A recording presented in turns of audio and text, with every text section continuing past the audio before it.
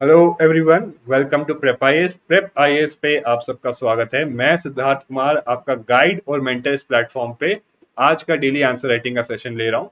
And इससे पहले मैं डेली आंसर राइटिंग का सेशन स्टार्ट करूँ, देयर आर टू थिंग्स, दो बातें हैं जो मैं आपको बताना चाहता हूँ। पहली चीज तो आज 9 बजे एक सेशन होगा जहाँ पे हम डिस्कस करेंगे कि जिन्होंने प्रीलिम्स 2021 दिया है उनको आगे क्या करना चाहिए, ठीक है। और दूसरी चीज ये है कि हमने एक आंसर राइटिंग कोर्स जो है पेड लॉन्च किया है, जिसके थ्रू हम आपको आंसर राइटिंग की हैबिट प्लस आंसर राइटिंग की स्किल डेवलप करवाएंगे।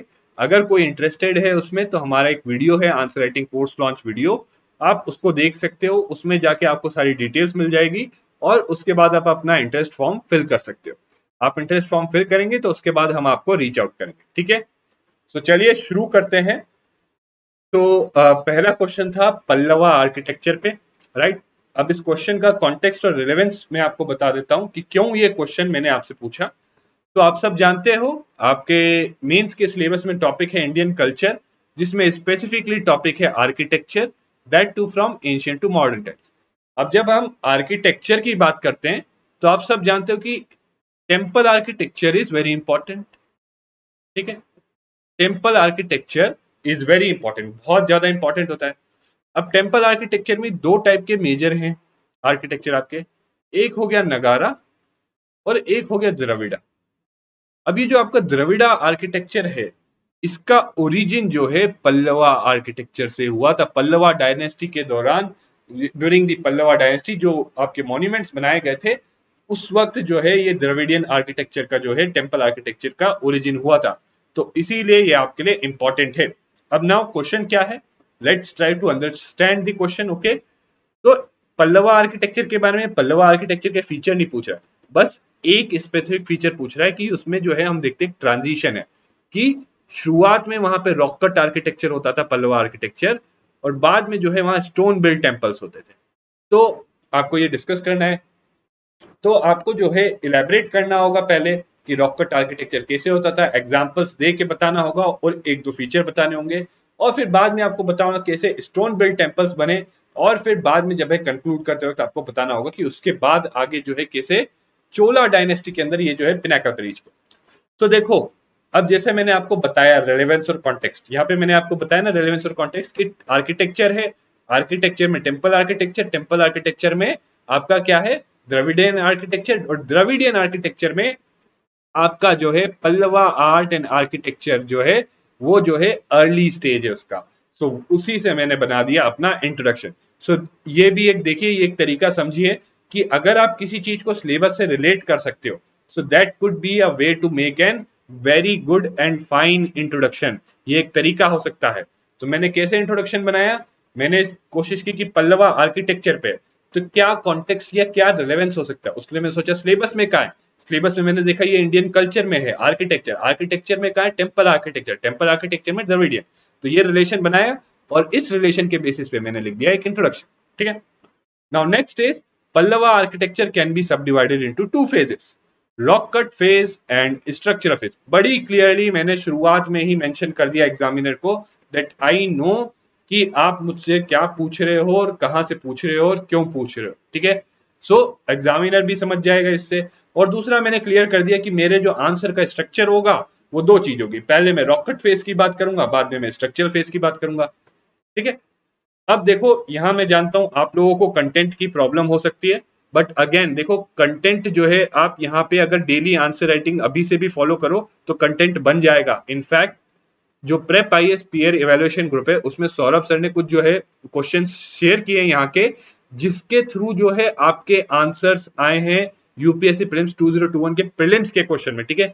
सो नॉलेज इज इंपॉर्टेंट, जहां से भी नॉलेज मिले उसको लो, ठीक है। नॉलेज इज इंपॉर्टेंट और कंटेंट यहां से भी बन जाएगा।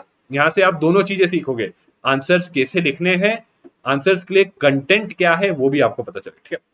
अब रॉक कट फेज है, तो बहुत सिंपल है कि रॉक कट जो है दो ग्रुप्स ऑफ मॉन्यूमेंट्स, ठीक है। इससे पहले ना आप यहाँ पे एक और चीज लिख सकते हो कि रॉक कट का मतलब होता क्या है, what is meant by rock cut temples, right. ये अगर आप मेंशन कर दोगे यहाँ पे एक और चीज तो और बेटर हो जाएगा। तो rock cut temples those temples which are carved out of rocks, right.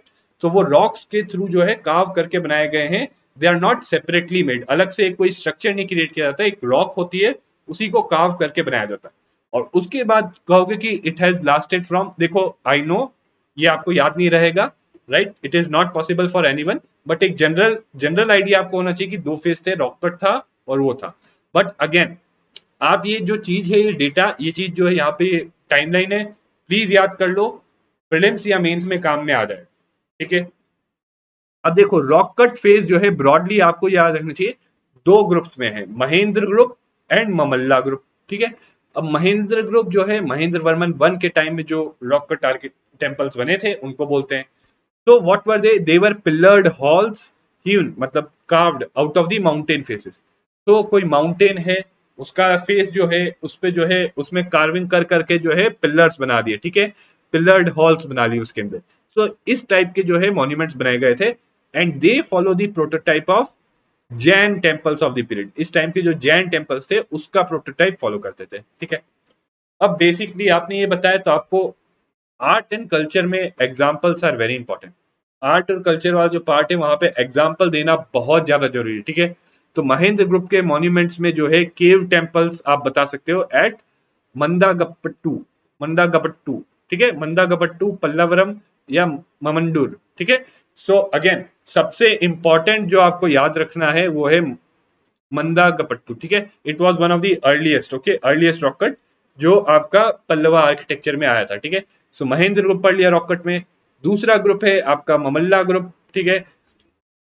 So this was from this period, again आपको याद नहीं रहेगा बट आप यहां से देख सकते हो, ठीक है, थोड़ा बहुत अगर आइडिया भी रहे तो भी it would be suffice. Now these were, कैसे ये अलग थी पिछले ग्रुप से, these were free standing monolithic shrines called rathas. अब आप सबने पढ़ा होगा, अगर आपने आर्ट एंड कल्चर पढ़ा होगा तो आई नो दैट आप सबने पल्लव आर्किटेक्चर में रथास पढ़ा होगा, ठीक है। रथास पढ़ा होगा, पंच रथास पढ़ा होगा, अर्जुन पेनेस एट महाबलीपुरम ये पढ़ा होगा, ये आपका एग्जाम्पल है, ठीक है। सो दे वर कैसे फ्री स्टैंडिंग मोनोलिथिक श्राइन्स। तो बेसिकली एक रॉक है, एक रॉक को जो हमने कार्व करके क्या बना दिया, रथा। रथा मीन्स जो टेम्पल था उसका शेप जो है it was like a chariot. Temple जो है एक रॉक, मान लो ये रॉक है, रॉक को हमने शेप दे दिया as a chariot. So chariot में इसी टाइप का शेप होता है ना, इस टाइप का शेप होता है, इसी टाइप का शेप जो है चैरियट टाइप का शेप दे दिया, and they were called as रथास।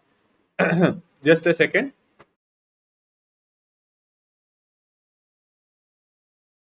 तो सॉरी फॉर द डिस्ट्रप्शन, मुझे रियलाइज हुआ कि आपको दिख नहीं रहा होगा तो थोड़ा मैंने उसको एडजस्ट किया, ठीक है।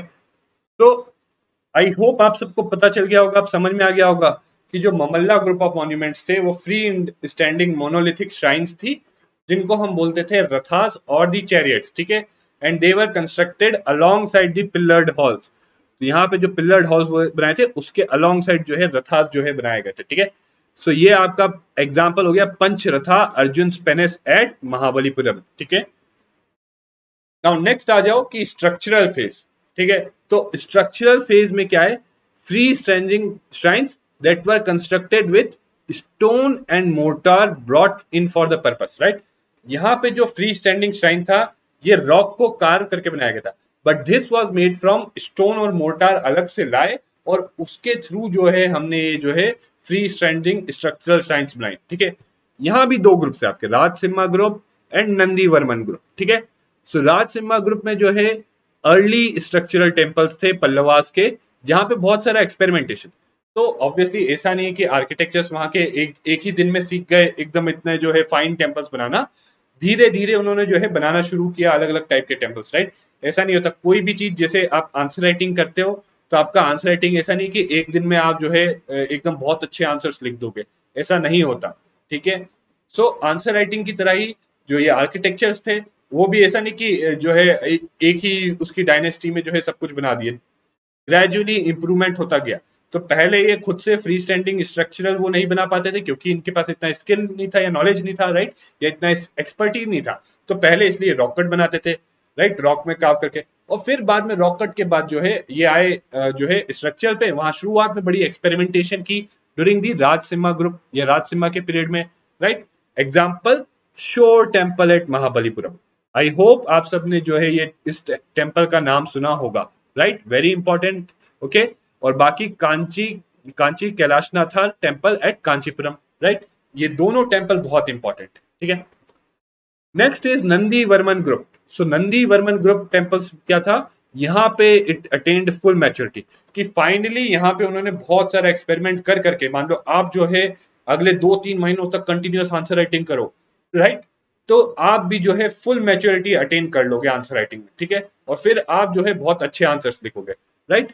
और ये जो इस स्टेज की जो मैच्योरिटी थी, it provided the models upon which the massive Brihadeeswara temple of Cholas at Thanjavur, and जो चोलास के जो टेम्पल्स थे, वो फाइनली जो पल्लवास की जो मैच्योरिटी थी उसके जो एलिमेंट्स को देख के जो है उन्होंने फर्दर इंप्रूव किया, ठीक है, उसी के बेसिस पे जो है बनाया गया।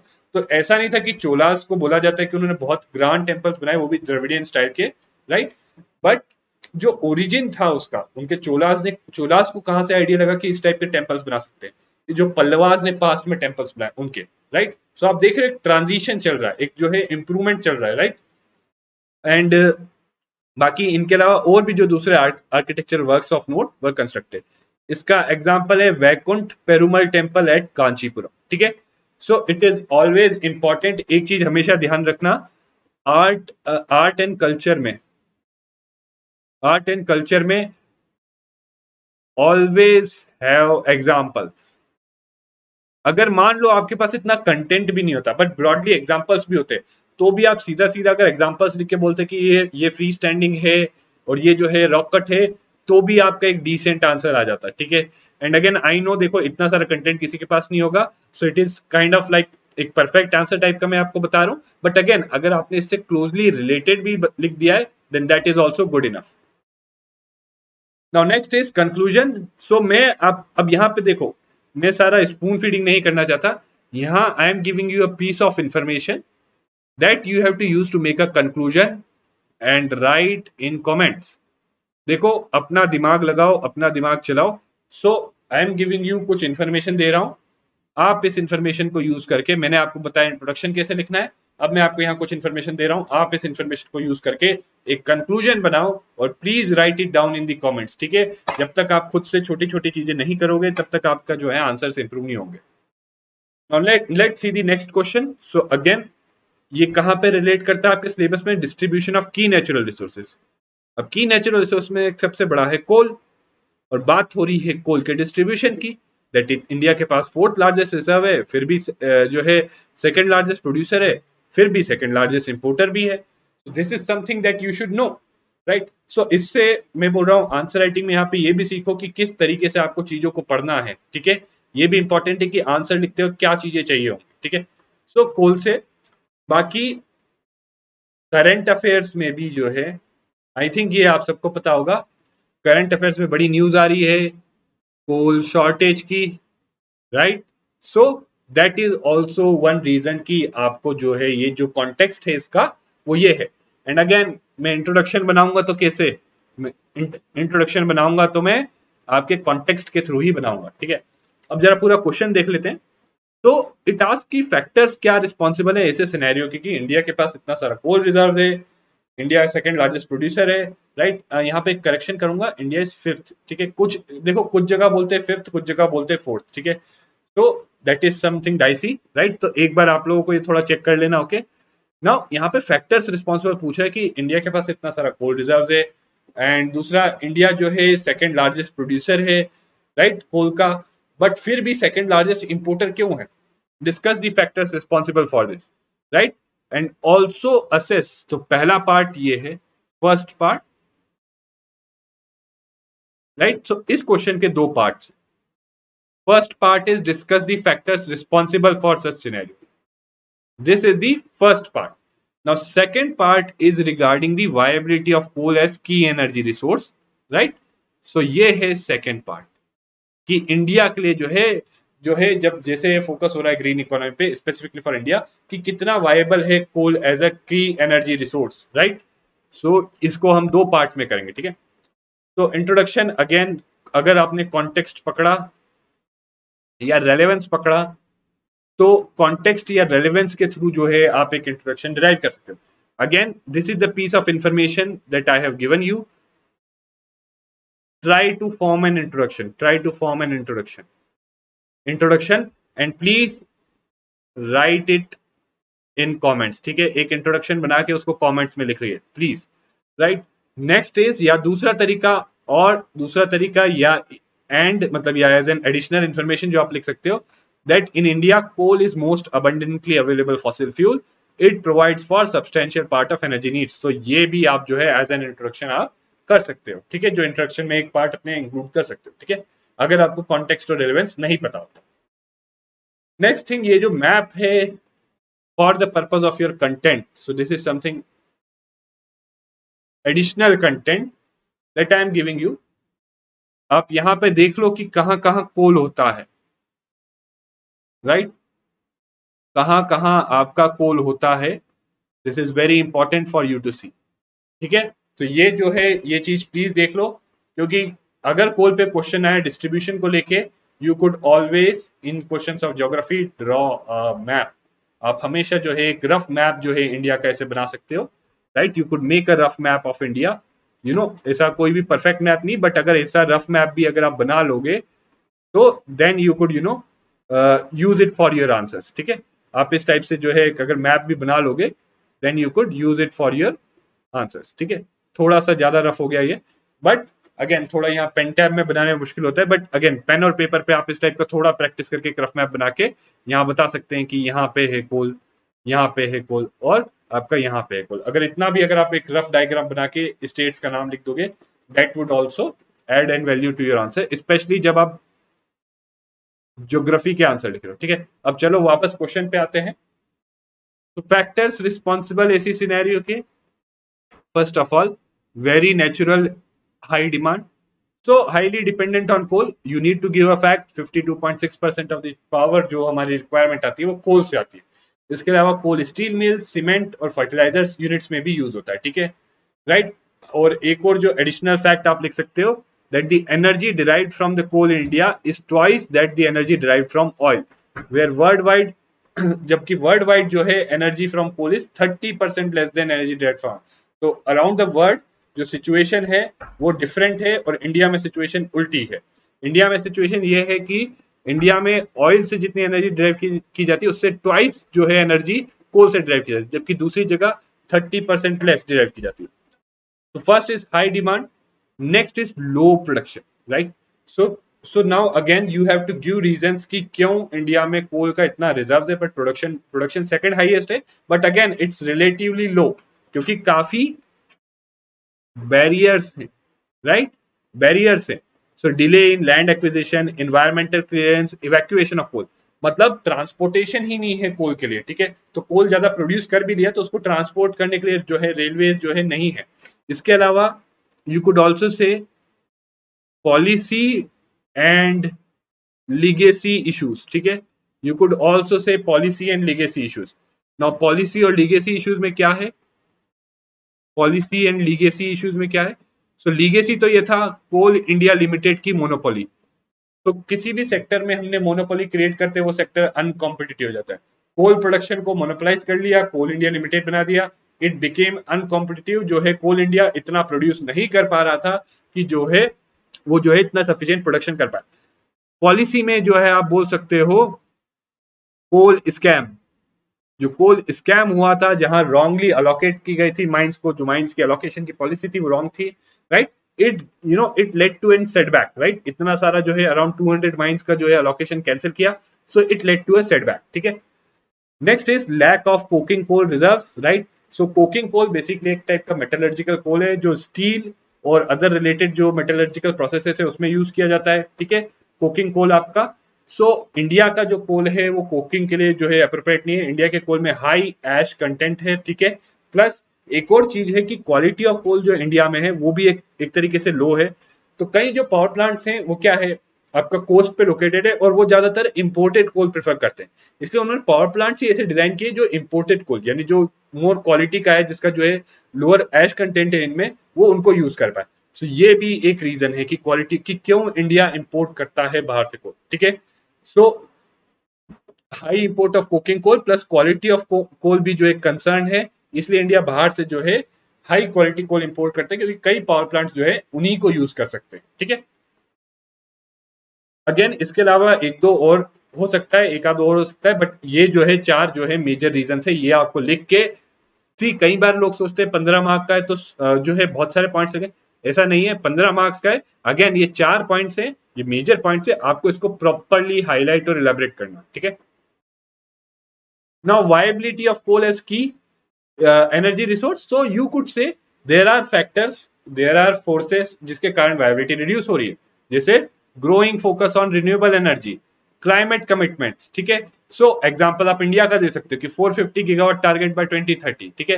Climate commitments under Paris climate agreement, ठीक है, चाइना रिड्यूस कर रहा है अपना, ठीक है। And low prices of solar energy, so solar energy के प्राइसेस ग्लोबली नीचे जा रहे हैं, इनफैक्ट रिन्यूएबल एनर्जी के भी कम हो रहे हैं, राइट।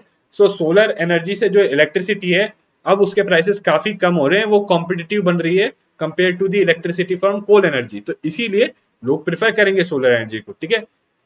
बट कई फैक्टर्स हैं जिसके कारण जो है कोल कमिंग फ्यूचर में जो है 1 और 2 डिकेड्स तक तो स्टिल वायबल रहेगा। वो क्या है? Increasing demand for power, rapid economic growth. जो इंडिया की इकोनॉमिक ग्रोथ हो रही है वो बहुत रैपिड रेट पे होगी, और आप सब जानते हो इकोनॉमिक ग्रोथ जितना रैपिड होगा उससे उतनी ही रेट पे आपको जो है एनर्जी चाहिए, ठीक है। Plus most of the power जो ऑलरेडी जो इंडिया का जो इलेक्ट्रिसिटी है, पावर में स्पेसिफिकली मुझे बोलना चाहिए, इलेक्ट्रिसिटी जो है 70% ऑफ योर इलेक्ट्रिसिटी जब कोल से जनरेट हो, तो कुछ भी करके ऐसा नहीं कर सकते कि हम जो है अगले 5 साल में इसको 20% करें। इतना रेडिकल चेंज या रैपिड चेंज पॉसिबल है ही नहीं। So India is basically locked on, ठीक है। कुछ टाइम तक तो इंडिया को कोल यूज करना ही पड़ेगा, right. Availability of domestic reserve, so availability, so India के पास, ठीक है, डोमेस्टिक रिजर्व भी है इतने सारे। आइडल कैपेसिटी पावर प्लांट्स, अभी जो बहुत सारे कोल पावर प्लांट्स है ना, वो अराउंड 50% ऑफ देयर कैपेसिटी पे ऑपरेट करें, 50 to 60%। यानी अगर उनको और कोल प्रोवाइड किया तो वो और ज्यादा पावर जनरेट कर सकते हैं, राइट। प्लस इंपोर्ट्स की अवेबिलिटी, इनफैक्ट अब तो जब चाइना ने जो है कम कर दिया है, बट अगेन ऑस्ट्रेलिया, जैसे ऑस्ट्रेलिया है, इस टाइप के और जो नेशंस है, वो जो है बहुत सारे नेशंस क्या कर रहे हैं, इस कोल का जो है प्रोडक्शन इंक्रीज कर रहे हैं to export, right. Australia target कर रहा है कि इंडिया को जो है ऑस्ट्रेलिया कोल जो है एक्सपोर्ट कर सके, राइट। सो इंडिया के लिए इंपोर्ट्स अवेलेबल है, India will use it, okay. Now conclusion, again an exercise for you, please right a conclusion. देखो मैं तो लिख सकता हूं बट मुझे एग्जाम देना नहीं है, एग्जाम देना है आपको। So please, I have given you hints, balanced one and gradual phase out. Try to write a conclusion. Write a conclusion in comments. Please write a conclusion in comments which should be balanced one and should focus on gradual phase out. ठीक है? And और भी कुछ suggestions आप डाल सकते हो, तो please put those suggestions, right? इसके साथ साथ एक और hint देता हूँ, suggestions डाल सकते हो, तो please put down some suggestions also. Okay? अब जरा एक आंसर कॉपी देखते हैं, राइट। सो इतने सारे आंसर आए नहीं थे, ठीक है, कुछ ही जो आए हैं वो देख पा रहे हैं हम, ठीक है। तो जस्ट अ सेकेंड, इसको जरा और प्रॉपरली जूम इन करके देखते हैं। तो इन्होंने जो आंसर लिखा, पहली चीज तो इन्होंने जो है उसमें लिखा है दैट इन्होंने डिफाइन कर दिया है, एंड जो इंट्रोडक्शन है इनका बेस्ड है on the recent event, right. Coal shortage पे इनका इंट्रोडक्शन बेस्ड है, ठीक है। इन्होंने बताया कि huge crisis in the coal reserves, reason is global price hike and surge demand, ठीक है, दैट इज गुड इनफ। अब यहां पे ये जो है लिखते हैं क्लियरली, इस एरिया में इन्होंने क्लियरली जो है फैक्टर्स जो है हाईलाइट किए हैं, राइट। सो देखो एक दो सजेशंस मैं यहाँ पे देना चाहूंगा, just a second, let me move aside ताकि आपको क्लियरली दिखे। So there are couple of suggestions जिन्होंने ये लिखा है, और जो ऐसी ruled, please write in blank sheets, blank sheets में लिखिए, ओके। रूल्ड शीट्स में मत लिखिए, क्योंकि यूपीएससी में जो शीट्स मिलती है वो ब्लैंक होती है, ठीक है। एक ये सजेशन है आपके। तो फैक्टर्स में इन्होंने सबसे पहले बता दिया कि जो कोल की क्वालिटी है वो लिग्नाइट और बिटुमिनस यानी लो क्वालिटी का है, हाई मॉइस्चर कंटेंट है, लो कैलोरीफिक वैल्यू है, ठीक है, more pollution, ash content, low carbon content, right, और non coking grade. So basically इन्होंने जो वो क्वालिटी वाला पॉइंट है वो यहाँ पे हाईलाइट कर दिया, ठीक है, that is good enough. So nature, so देखो एक बहुत अच्छी चीज ये है कि please make these kinds of heading, ये बहुत इंपॉर्टेंट है, हर किसी को जो है अपना आंसर इस टाइप की हेडिंग देके उसमें पॉइंट्स लिख के बनाना चाहिए, ठीक है। इश्यूज विद कोल माइनिंग, सो यहाँ पे इन्होंने पॉलिसी और लीगेसी इश्यूज के बारे में बता दिया, प्लस इन्वायरमेंटल क्लियरेंस के बारे में बता दिया, पॉलिसी डिले के बारे में बता दिया, ठीक है। नाउ इंडियाज माइनिंग टेक्निक, एक एक्स्ट्रा पॉइंट इन्होंने किया है कि यूजिंग ओल्ड टेक्नोलॉजी, तो wastage, So this is good where you add some extra point. Okay, infrastructure problems में इन्होंने बता दिया कि इवैक्यूएशन के लिए कनेक्टिविटी नहीं है, राइट, ट्रांसपोर्ट नहीं है, ठीक है, रेल नेटवर्क का to transport the coal. So again he has highlighted most of the issues, right. एक इशू ये जो मेजर भूल गए ऑफ द हाई डिमांड वाला इशू ये भूल गए, ठीक है. So that also you should have written because that's a major issue. Okay, but again the factors, क्या factors है that India still relies on, इन्होंने बता दिया. अब आ गए सेकेंड पार्ट पे. So again I would recommend, so देखो यहां पे आपने किया, नाउ अगेन यहां पे I would recommend create a sub heading, ताकि create a sub heading so that I know कि आपने एक पार्ट क्वेश्चन का यहां पे एड्रेस किया है और सेकेंड पार्ट यहां पे, right. It creates a good impression. In fact अगर आप सब हेडिंग क्रिएट करोगे आपको क्या पता इसका आधा या एक मार्क एक्स्ट्रा मिल जाए, ठीक है. तो India 70% power supply, again it should be electricity, but no issues, इतना थोड़ा बहुत चलता है, ठीक है. So a fact is highlighted and 30% जो है अदर सोर्सेज से आता है. नाउ ग्रीन इकोनॉमी की बात की कि emerging, right. So growth of coal consuming sector is still where solid fuel is required. जहां सॉलिड फ्यूल रिक्वायर्ड है वहां स्टिल जो है आपको कोल की रिक्वायरमेंट होगी. नॉन रिन्यूएबल एनर्जी अनरिलायबल है. So that's a good point. इन्होंने बताया कि नॉन रिन्यूएबल एनर्जी अभी तक रिलायबल नहीं है. इनफैक्ट यहाँ एक एडिशन करूंगा. तो बेसिकली ये बोला जाता है कि नॉन रिन्यूएबल एनर्जी क्यों कोल इंपॉर्टेंट रहेगा फ्यूचर, राइट, कोल और ऑयल, क्योंकि ये बोला जाता है कि नॉन रिन्यूएबल एनर्जी जो है आपकी वो अनरिलायबल है, ठीक है. धूप आई तो ही सोलर एनर्जी मिलेगी. तो ये बोला जाता है कि जिस दिन स्टोरेज का बंदोबस्त हो जाएगा सोलर एनर्जी का, उस दिन जो है कोल का जो है फोकस जो है बहुत कम हो जाएगा कोल से, क्योंकि मेजर चैलेंज जो है ये जो अनरिलायबिलिटी है वो सॉल्व हो जाएगी, ठीक है. फिर इंफ्रास्ट्रक्चरल कॉन्स्टेंट. सो एक अगेन जो मेजर पॉइंट्स थे वो नहीं लिखे गए हैं यहाँ थोड़े बहुत, बट अगेन कुछ पॉइंट्स लिखे गए हैं इंपॉर्टेंट वाले. Technological constant. So please now one thing you should write something about it, write something कि what is the technological constant, ठीक है. Lack of awareness about renewable energy, a generic point. Okay, एक general point लिख दिया आपने, right. So coal now conclusion इनका है कि coal dependent India is likely to be prevalent for next 2 decades with focus towards green economy. So again conclusion आप देख सकते हो, but I would not discuss, क्योंकि मैं चाहता हूं कि आप खुद से एक कंक्लूजन जो है लिख कर, आई वांट दैट आप खुद से एक कंक्लूजन लिख कर जो है आंसर करिए, ठीक है. एंड लास्टली, अगर आपको ये सेशन अच्छा लगा so please like and subscribe to our channel and please do share it with your friends.